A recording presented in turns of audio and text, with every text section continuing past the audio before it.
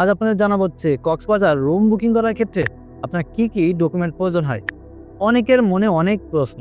অনেকে বলে যে আমার তো আইডি কার্ড নাই, জন্ম নিবন্ধন দিলে কি হবে কিনা, বা আমার তো আইডি কার্ড জন্ম নিবন্ধন কিছুই নাই, সেক্ষেত্রে আমি কি করতে পারি, বা আমার ফ্রেন্ড সার্কেল আসছে একজনের দিলে হবে নাকি আর 5 জনের দেওয়া লাগবে। নানান নানান প্রশ্ন। এছাড়াও অনেক প্রশ্ন করে যে মেরিন ড্রাইভে গেলে কি আমাদের আইডি কার্ড প্রয়োজন হয় কিনা, বা ওইখানে কি চেক করে কিনা। আর একটা বিষয় সেটা হচ্ছে আপনার মেরিন ড্রাইভে আপনার ড্রাইভিং লাইসেন্স লাগে কিনা, বাইক চালানোর জন্য ড্রাইভিং লাইসেন্স লাগে কিনা।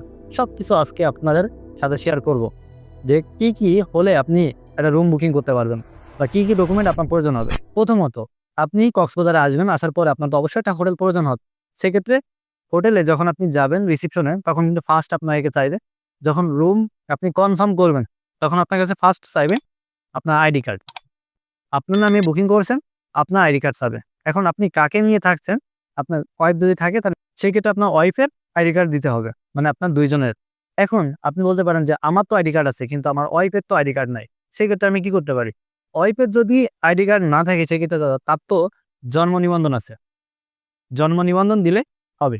মানে এমন একটা ডকুমেন্ট আপনার ওইখানে দিতে হবে যেখানে আপনার পূর্ণাঙ্গ তথ্য দেওয়া আছে, আপনার নাম, ঠিকানা, সব বিস্তারিত তথ্য, আপনি কোন জায়গা থেকে আসছেন, সকল তথ্য ওইখানে আপনার থাকবে, এমন একটা ডকুমেন্ট নিতে হবে।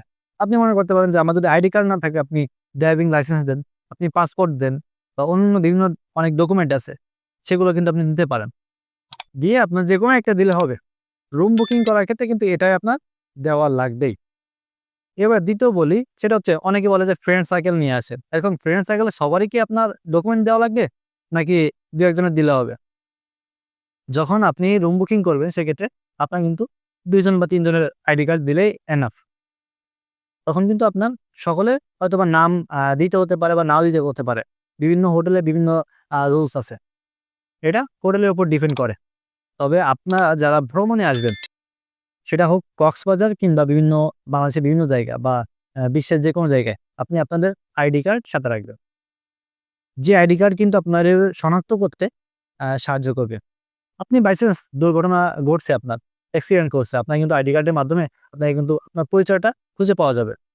তাই আপনাদের আইডি কার্ড অবশ্যই সাথে রাখবেন। অনেকে বলে যে আমাদের আইডি কার্ড তো আমরা ফেলে রেখে আসছি, যে ভুলে গেছি, আনতে পারি নাই, বিভিন্ন ধরনের অজুহাত দেখায়। কিন্তু এই অজুহাতটা আসলে দেখাবেন না। আপনাদের ফোনে একটা ছবি তুলে রাখতে পারেন। যদি আপনার বহন করতে কষ্ট হয়ে যায় একটা আইডি কার্ড, তাহলে আপনার ছবি তুলে রাখবেন, পিডিএফ করে রাখবেন। যাই হোক, এটা গেল হচ্ছে আপনার রুম বুকিং করার ক্ষেত্রে এটা। এবার আপনাদের বলবো মেরিন ড্রাইভ রোডে গেলে আপনাকে চেক হবে কিনা। মেরিন ড্রাইভ রোডে আপনার স্বামী স্ত্রী গেছেন। এখন আপনার যে 3টা চেকপোস্ট আছে, এই 3টা চেকপোস্টে আপনার কিন্তু বিভিন্ন জায়গায় চেক করতে পারে। সন্দেহভাজন হলে আপনাকে চেক করবে তো অবশ্যই। কোথা থেকে আসছেন, আপনার নাম কি, কি করেন, এই যে এখানে কি কি জন্য আসছেন, সবকিছু আপনার কাছে কিন্তু জিজ্ঞেস করবে। জিজ্ঞেস করলে আপনারা কিন্তু ভয় পাওয়ার কোনো কারণ নাই। আপনারা নির্ভয়ে আপনার উত্তর দিবেন। আপনারা যদি লিগ্যাল হয়ে থাকেন তাহলে আপনার তো কোনো ভয় নাই। আর আনলিগ্যাল হইলেই তো খাবেন বাস। যাই হোক, এখন বলি আপনাদের, ওইখানে যখন আপনার যদি আইডি কার্ড শো করতে বলে, আপনি আইডি কার্ড শো করবেন, কোনো অসুবিধা নাই।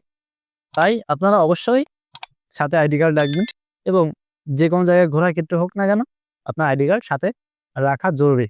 আরেকটা বিষয় বলি, সেটা হচ্ছে মেরিন ড্রাইভ রোডে আপনার বাইক চালানোর ক্ষেত্রে ড্রাইভিং লাইসেন্স লাগে কিনা। বা অনেকে বলে যে ড্রাইভিং লাইসেন্স লাগে না। ড্রাইভিং লাইসেন্স লাগে না, হ্যাঁ আমিও বলছি লাগে না।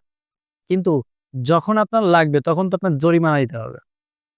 আপনি বাইক চালাচ্ছেন, অ্যাভেলেবেল মানুষ কিন্তু বাইক চালাচ্ছে মেরিন ড্রাইভ রোডে, কিন্তু তাদেরকে ধরছে না, বা এগুলো ওইভাবে চেক করছে না, এজন্য কিন্তু তারা বেঁচে যাচ্ছে। যদি এটা চেক করতো, ট্রাফিক পুলিশ যদি চেক করতো, তাহলে কিন্তু আপনার ড্রাইভিং লাইসেন্স আপনার অবশ্যই দেওয়া লাগতো, মানে দেখানো লাগতো। তাই আপনাদের যদি ড্রাইভিং লাইসেন্স থাকে তাহলে অবশ্যই আপনাদের কাছে রাখবেন বা কক্সবাজারে নিয়ে আসবেন। সেক্ষেত্রে আপনার জন্যই ভালো। তাছাড়া আপনার যদি মেরিন ড্রাইভ বাদে আপনি দেখলাম বিভিন্ন এই যে সুগন্ধা, কলাতলী, এই পাশ দিয়ে আপনি যদি বাইক চালান, যদি ট্রাফিক পুলিশের নজরে আপনি পড়ে যান, সেক্ষেত্রে কিন্তু আপনার জরিমানা দেওয়া লাগবেই। তাই আপনারা অবশ্যই আপনাদের যে লাইসেন্স আছে, এই লাইসেন্সটা আপনারা কাছে রাখবেন। আশা করি রুম বুকিং করার ক্ষেত্রে আর কোনো অসুবিধা হবে না। কি কি ডকুমেন্ট লাগবে অবশ্যই আপনারা ক্লিয়ার হবেন, এবং মেরিন ড্রাইভে যে লাইসেন্স লাগে কি লাগে না, এটাও আপনারা ক্লিয়ার, আশা করি আপনারা বুঝতে পারছেন। তাই একটা সাবস্ক্রাইব করে আমার পাশে থাকবেন। ধন্যবাদ। ভিডিওটি এ পর্যন্ত। সকলে ভালো থাকবেন, সুস্থ থাকবেন। আসসালামু আলাইকুম।